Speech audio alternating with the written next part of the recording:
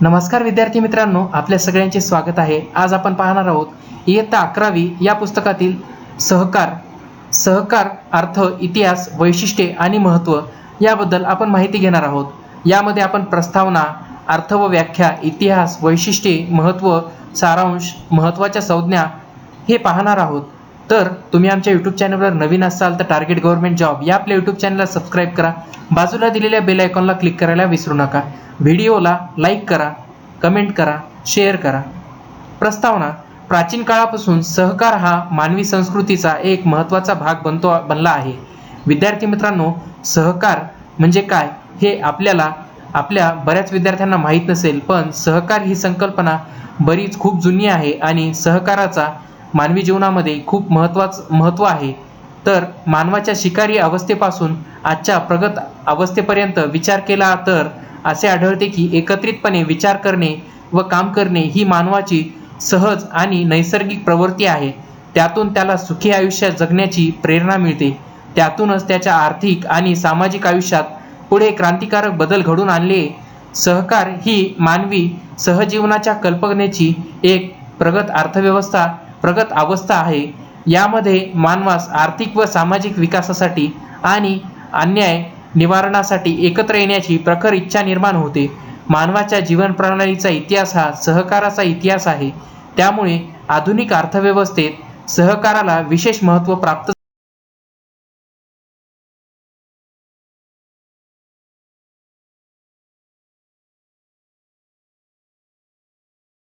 आहे।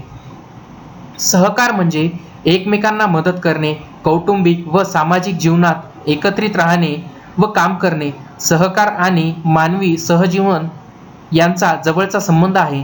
सहकारामध्ये व्यक्तीची एकत्रित राहण्याबरोबर एकमेकांना मदत करण्यासाठी केलेल्या सामूहिक प्रयत्नांचाही समावेश होतो। सर्वांनी मिळून एकमेकांच्या मदतीने सर्वांच्या हितासाठी एकत्रित काम करणे याला सहकारात विशेष महत्त्व आहे। या प्रकरणामध्ये आपणास सहकाराच्या संकल्पना अभ्यास करणारच आहोत आणि सहकाराचा मूळ इतिहास काय आहे आणि किती महत्त्वपूर्ण आहे त्याची माहिती आपण घेणार आहोत। सहकार व सहकारी संस्थेचा अर्थ व व्याख्या। सहकार हा शब्द इंग्रजीमध्ये सहकाराला कोऑपरेशन असे म्हणतात। कोऑपरेशन हा मूळ शब्द लॅटिन भाषेतून कोऑपररी या शब्दापासून आला आहे। या शब्दामध्ये को म्हणजे सह किंवा एकत्र व ऑपररी म्हणजे कार्य करणे असा या शब्दाचा अर्थ आहे। त्यामुळे कोऑपरेशन म्हणजे एकत्रितपणे काम करणे होय। कोणतेही काम एकत्रितपणे करावयाचे असल्यास त्यासाठी इतर व्यक्तींची मदत घेणे आवश्यक असते।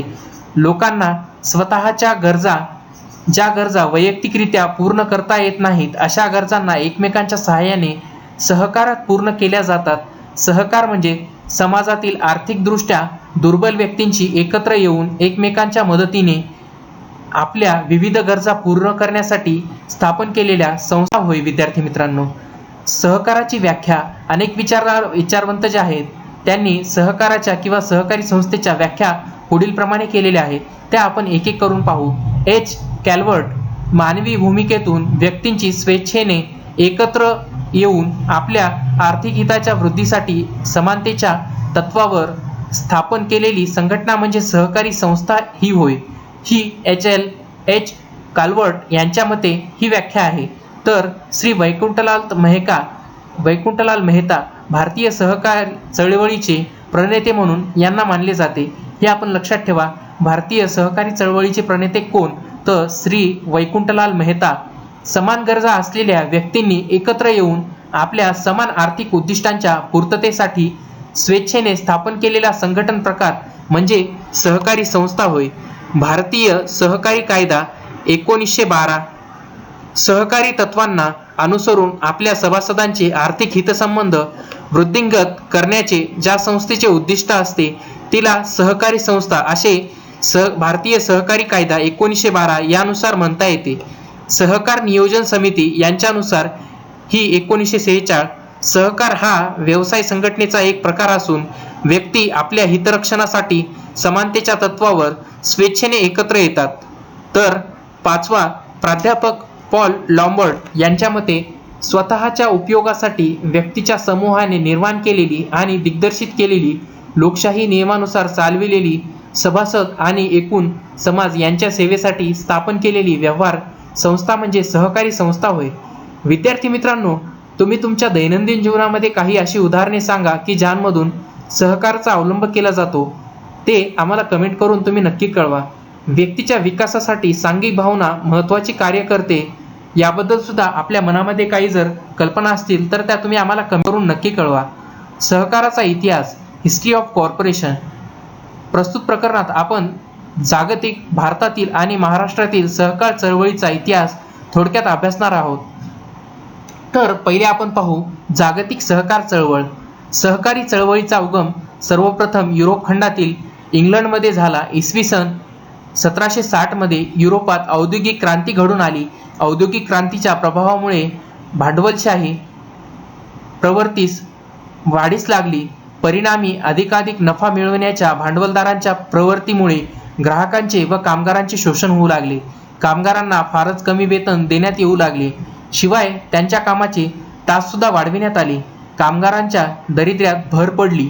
ग्राहकांना नकली माल, कमी वजनमापाचा, भेसळयुक्त माल महागड्या किमतीच्या कंपन्या विकू लागल्या. त्यामुळे त्यांचेही आर्थिक शोषण होऊन असा वर्ग अधिकाधिक गरीब होऊ लागला. भांडवलदारांच्या नफ्यात वाढ होऊन ते अधिकाधिक श्रीमंत झाले. गरीब व श्रीमंत यांमधील दरी वाढत जाऊन आर्थिक विषमता मोठ्या प्रमाणात वाढली. त्यावर उपाय शोधण्याचे प्रयत्न सुरू झाले. भांडवलशाही समाज व्यवस्था व नफेखोरीच्या प्रवृत्तीमुळे सहकार या संकल्पनेचा उदय झाला. सर रॉबर्ट ओवेन यांनी कामगारांच्या सहकारी संस्था स्थापन केल्या. तसेच त्यांनी सहकारी तत्वावर प्रत्यक्ष व्यवहारात यशस्वीपणे वापर करून सहकाराचा पाया रचला. म्हणून सर रॉबर्ट ओवेन यांना आधुनिक सहकार चळवळीचे जनक मानले जाते. विद्यार्थी मित्रांनो, यांचं नाव लक्षात ठेवा. सर रॉबर्ट ओवेन हे आधुनिक सहकार चळवळीचे जनक मानले जातात. इंग्लंडमधील रॅशेड येथे 28 विणकरांनी एकत्र येऊन सहकारी तत्वावर सन 1844 मध्ये रॅशडेल इक्विटेबल पायोनियर सोसायटी लिमिटेड या संस्थेची स्थापना करून सहकारी ग्राहक भांडार सुरू केले व त्या घातला गेला. याच कालखंडात जर्मनीमध्ये पतपुरवठा सहकारी चळवळी सुरू झाली. कॅनडा, चीन, रशियामध्ये शेती सहकारी संस्थांच्या माध्यमातून सहकारी चळवळ सुरू झाली.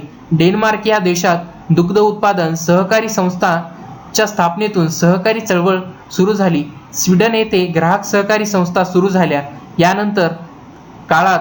यानंतरच्या काळात हळूहळू जगातील इतर देशांमध्ये सहकारी चळवळीच्या माध्यमातून सहकारी संस्था सुरू झाल्या. इसवी सन 1895 मध्ये लंडन येथे आंतरराष्ट्रीय सहकारी संघटनेची म्हणजेच इंटरनॅशनल कोऑपरेटिव्ह अलायन्स स्थापन झाली. ही संघटना सहकारी तत्वांचे पालन करणाऱ्या सहकारी संस्थांचे जागतिक स्तरावर प्रतिनिधित्व करते. जागतिक सहकारी चळवळीच्या विकासात या संस्थेचे योगदान फार महत्त्वाचे आहे. विद्यार्थी मित्रांनो, सर रॉबर्ट ओवेन यांना आधुनिक सहकारी चळवळीचे जनक मानले जाते.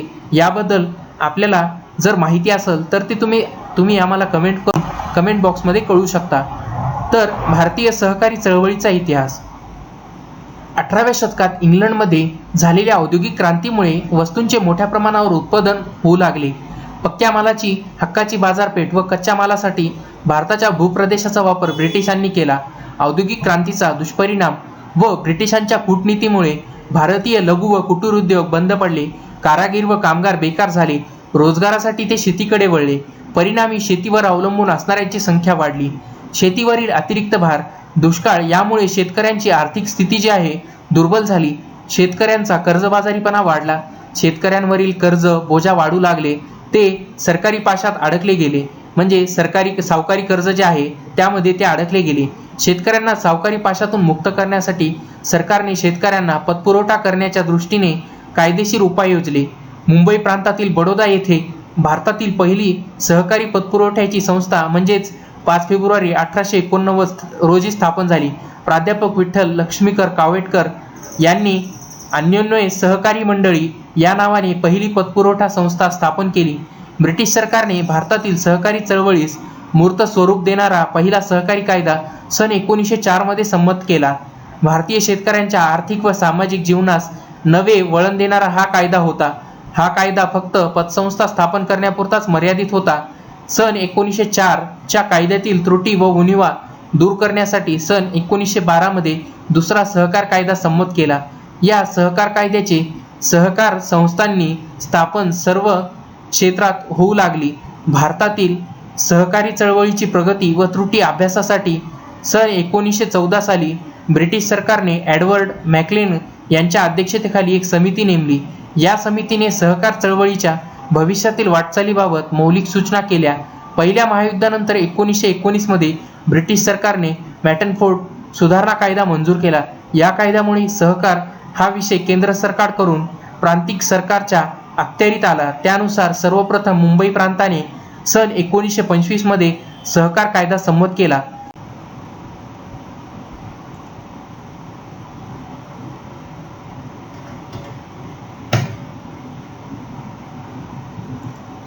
सहकारी चळवळीची पुनर्रचना करण्यासाठी ज्या विविध समित्या नियुक्त केल्या होत्या त्यांच्या शिफारसीवरून भारतात रिझर्व्ह बँकेची स्थापना 1 एप्रिल 1935 रोजी करण्यात आली. या बँकेने शेती पतपुरवठा विभाग सुरू केला.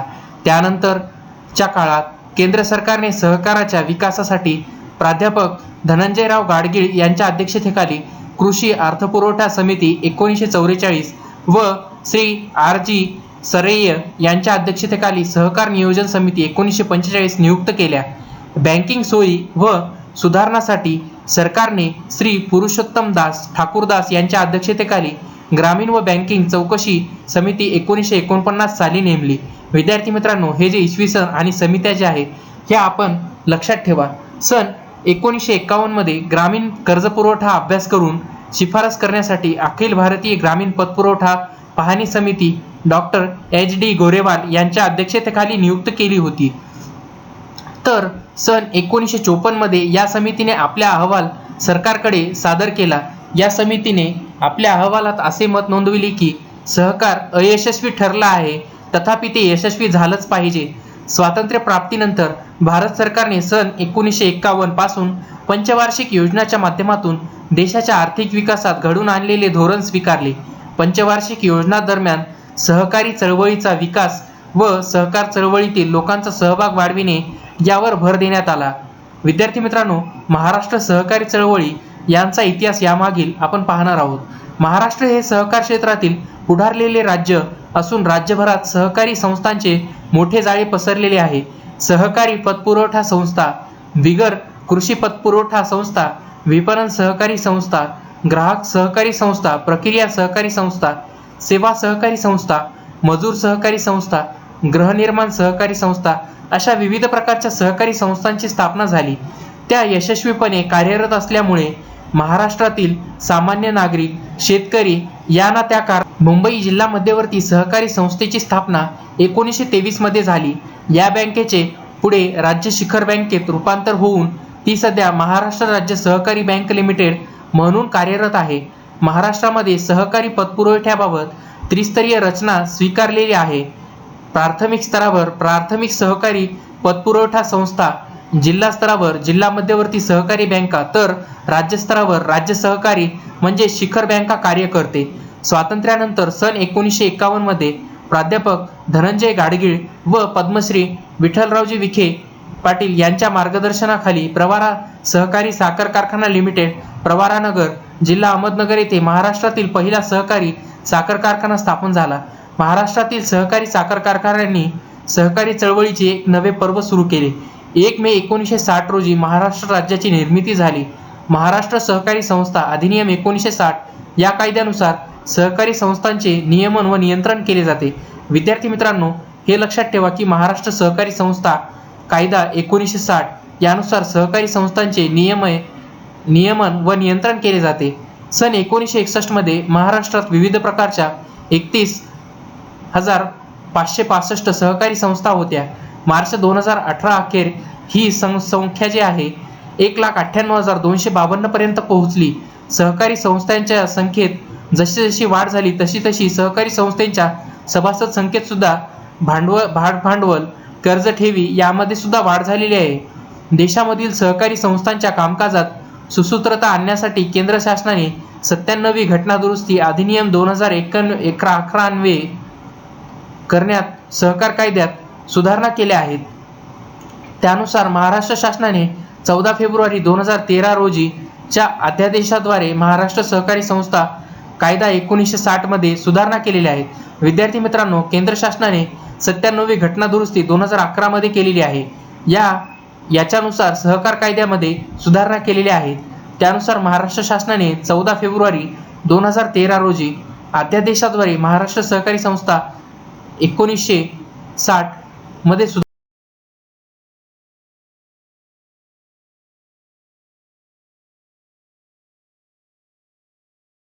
केलेल्या आहेत. सहकार संस्थांची वैशिष्ट्ये जी आहेत ते आपण पूर्ण पाहणार आहोत. त्यापैकी हा जो चार्ट आहे तो आपण पाहून घ्यावा. सहकार्यांची वैशिष्ट्ये, तर यामध्ये पहिले जे आहे व्यक्तीची संघटन, दुसरे ऐच्छिक संघटन, समान उद्दिष्टे, लोकशाही संघटन, समानता, आर्थिकदृष्ट्या दुर्बल घटकाचे एकत्रीकरण, सेवा उद्देश, परस्पर सहाय्यातून स्वयंसहाय्य, मध्यस्थांचे उच्चाटन, आर्थिक व सामाजिक चळवळ, व्यवसाय प्रकार, व्यवसाय संघटन प्रकार, अशा प्रकारचे सहकाराचे वैशिष्ट्ये आहेत ते आपण एक एक करून पाहणार आहोत. तर पहिले पाहू आपण व्यक्तीचे संघटन. समाजातील अनेक व्यक्तीचे उत्पन्न हे मर्यादित असते. अशा आर्थिक दृष्ट्या दुर्बल व्यक्ती आपल्या समान गरजा सामूहिकरित्या भागविण्यासाठी एकत्र येऊन सहकारी संस्थेची स्थापना करतात. प्रत्येकजण सर्वासाठी व सर्वजण प्रत्येकासाठी काम करतात. सर्व सभासद संस्थेचे मालक असतात. सहकारी संस्थेत भांडवलापेक्षा व्यक्ती सभासद हा महत्त्वाचा घटक असतो.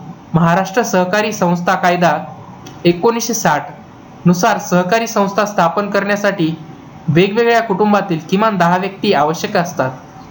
तर ऐच्छिक संघटन. सहकाराचे सभासदत्व सर्वांना ऐच्छिक असते, म्हणजेच जात, धर्म, पंथ, लिंग, आर्थिक परिस्थिती यांचा विचार केला जात नाही.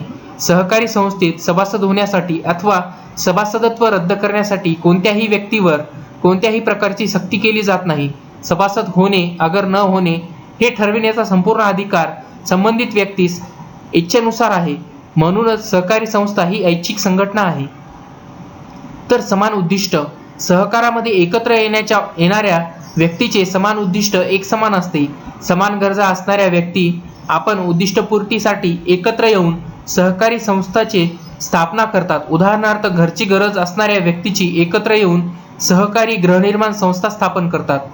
तर चौथं जे आहे लोकशाही संघटन. सहकारी संस्था ही एक लोकशाही संघटना आहे. सहकारात भांडवलापेक्षा व्यक्तीला अधिक महत्त्व दिले जाते. कोणत्याही सभासदाचे भांडवल कमी किंवा जास्त असो तरीही एक व्यक्ती एक मत या तत्वाचा अवलंब केला जातो. सहकारी संस्थेचा कारभार सभासदांनी निवडून दिलेले प्रतिनिधी म्हणजे संचालक मंडळाकडून लोकशाही पद्धतीने चालविला जातो. लोकशाही कारभाराला हा सहकाराचा गाभा आहे. समानता. सहकारी संस्थेचे सभासदत्व देताना त्या व्यक्तीची जात, धर्म, वर्ण, लिंग, आर्थिक परिस्थिती, सामाजिक प्रतिष्ठा इत्यादी बाबींचा विचार केला जात नाही. सहकारी संस्थेत कोणत्याही श्रेष्ठ अथवा कनिष्ठ नसतो. सर्व सभासदांना समान दर्जा, समान हक्क व अधिकार असतात. म्हणूनच समानता हा सहकाराचा पाया मानला जातो. 6. आर्थिकदृष्ट्या दुर्बल घटकाचे एकत्रीकरण. आर्थिकदृष्ट्या दुर्बल व्यक्तीवर स्वबळावर स्वतःची आर्थिक प्रगती करू शकत नाही. अशा आर्थिकदृष्ट्या दुर्बल व्यक्ती सहकारी संस्थेच्या माध्यमातून एकत्र येऊन आपली शक्ती वाढवू शकतात, कारण त्यांच्या संघशक्ती निर्माण झालेली असते. सहकारी संस्थेमुळे आर्थिक दुर्बल घटक हे भांडवलदार, व्यापारी, दलाल यांच्याकडून होणाऱ्या आर्थिक शोषण व पिळवणुकीस सामूहिकपणे प्रतिकार करू शकतात. म्हणूनच सहकारी संस्था म्हणजे आर्थिकदृष्ट्या दुर्बल व्यक्तीचे संघटन होय. 7. सेवा उद्देश. सहकारी संस्थेचा मुख्य उद्देश आपल्या सभासदांना सेवा देणे हा असतो. नफा मिळवणे हा त्यांचा गौण उद्देश असतो, परंतु व्यवस्थापन खर्च भागेल इतका नफा सहकारी संस्थांना मिळवावा लागतो. किमान खर्चात चांगली सेवा उपलब्ध व्हावी या अपेक्षेने संस्थेचे कार्य चालते. संस्थेला आर्थिक व्यवहारातून झालेला नफा देखील चांगल्या सेवा देण्याकरिता उपयोगात आणला जातो. परस्पर सहाय्यातून स्वयंसहाय्य. 8 नंबरचा मुद्दा जो आहे परस्पर सहाय्यातून स्वयंसहाय्य. सहकारी संस्थेत सभासदांच्या परस्पर सहकार्याला अधिक महत्त्व असते.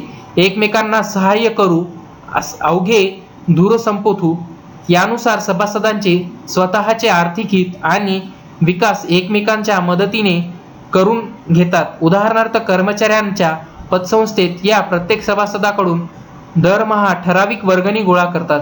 त्यातून गरजू सभासदांना कमी व्याजदराने कर्ज दिले जाते. सुलभ हप्त्याने परतफेड व तारणाशिवाय कर्ज मिळाल्याने सभासदाचा फायदा होतो. असे कर्ज म्हणजे अन्य सभासदांनी एका सभासदाला केलेली आर्थिक मदतच होय. तर 9. मध्यस्थांचे उच्चाटन. अनेक आर्थिक व्यवहारांमध्ये आपल्याला मध्यस्थ आढळतात. असे मध्यस्थ सहकारी संस्थांमध्ये नसतात, कारण मध्यस्थांकडून व्यवहारामध्ये नफा घेतला जातो, त्यामुळे वस्तूंच्या किमती वाढवतात.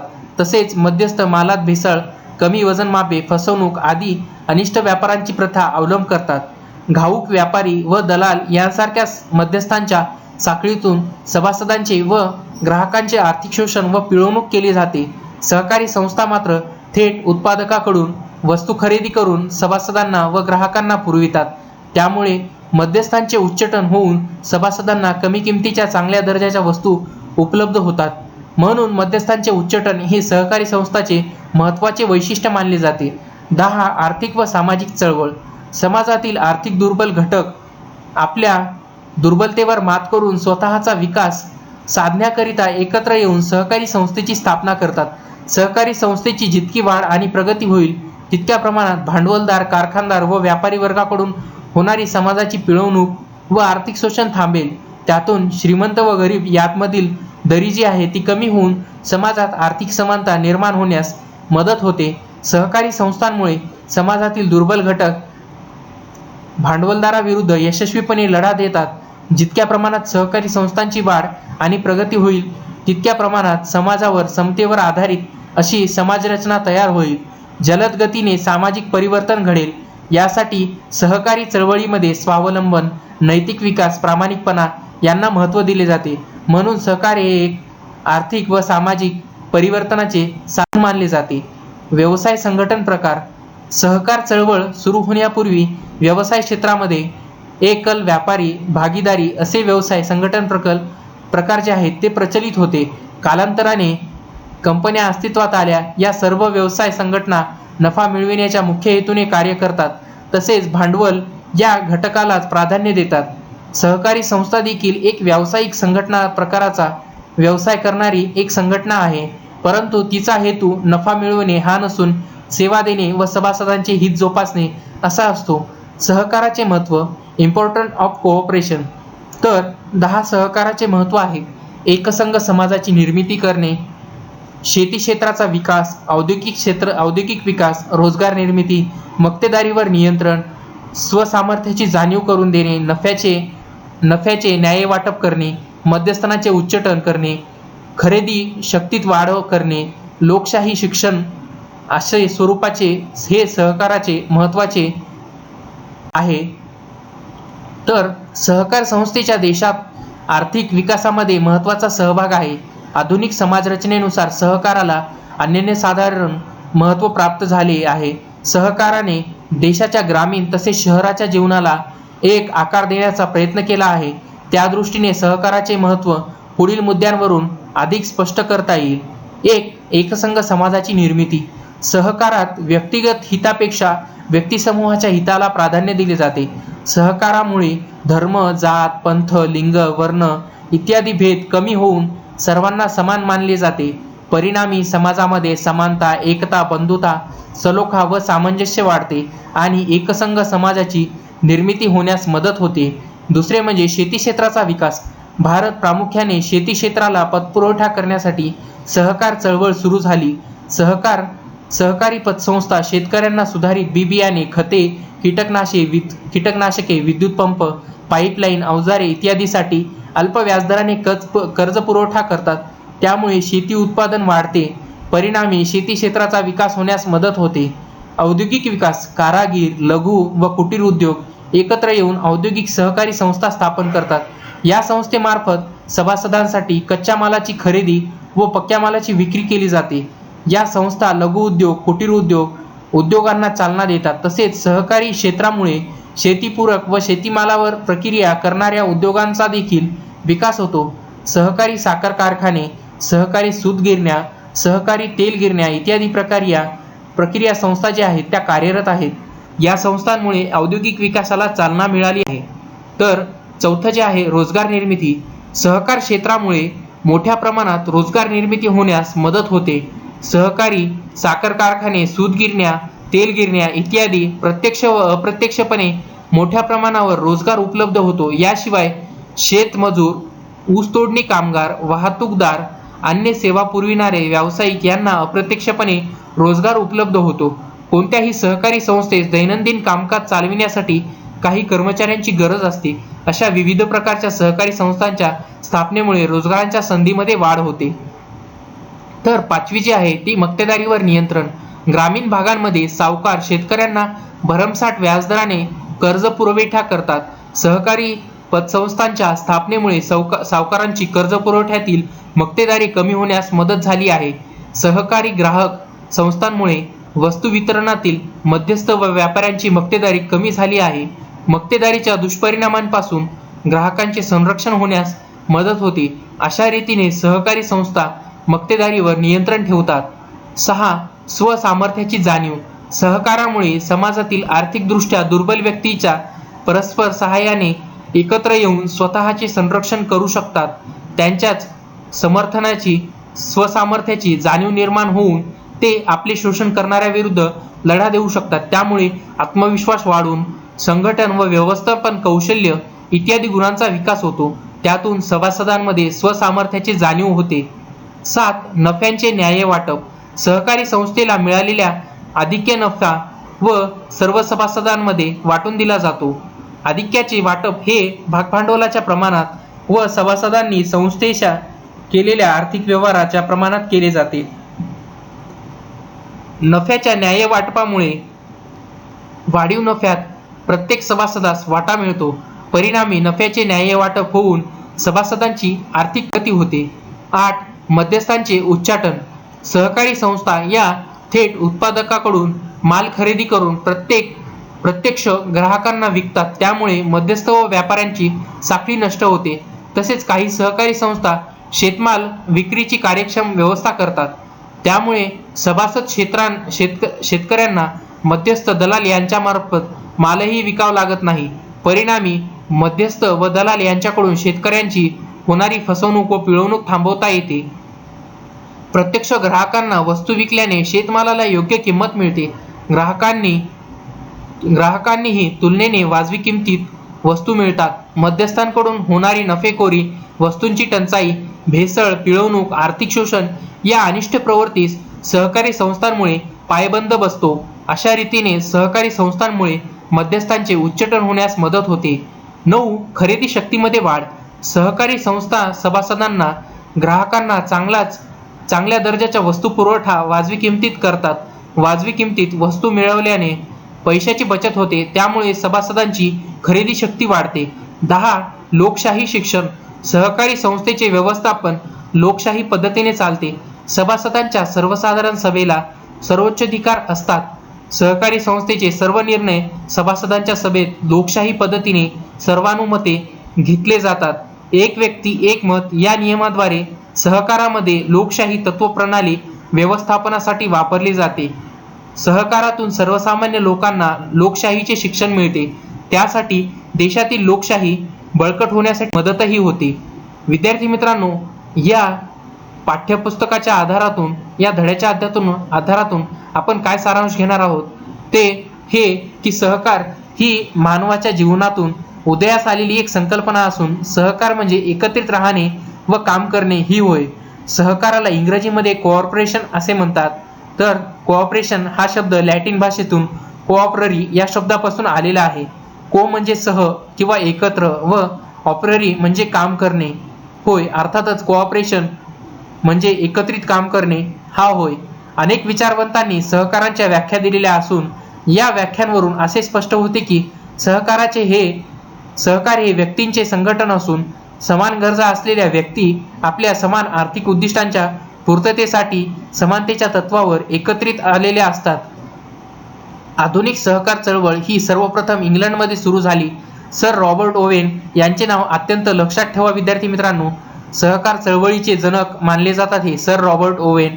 इसवी सन 1844 मध्ये इंग्लंडमधील रॅशडेल येथे 28 विणकरांनी एकत्र येऊन रॅशडेल इक्विटेबल पायोनियर्स सोसायटी लिमिटेड या नावाची पहिली सहकारी संस्था सुरू केली. स्वातंत्र्यपूर्व काळात भारतात विविध टप्प्यात सहकारी चळवळीचा विकास झाला, मात्र तो पुरेशा प्रमाणात नव्हता. पण 1904 व 1912च्या सहकार कायद्याने सहकारी चळवळीस गती मिळाली. स्वातंत्र्यानंतर सहकारी चळवळीच्या विकासासाठी जाणीवपूर्वक प्रयत्न करण्यात आले. महाराष्ट्र हे सहकारी चळवळीच्या विकासातील देशातील अग्रेसर राज्य आहे.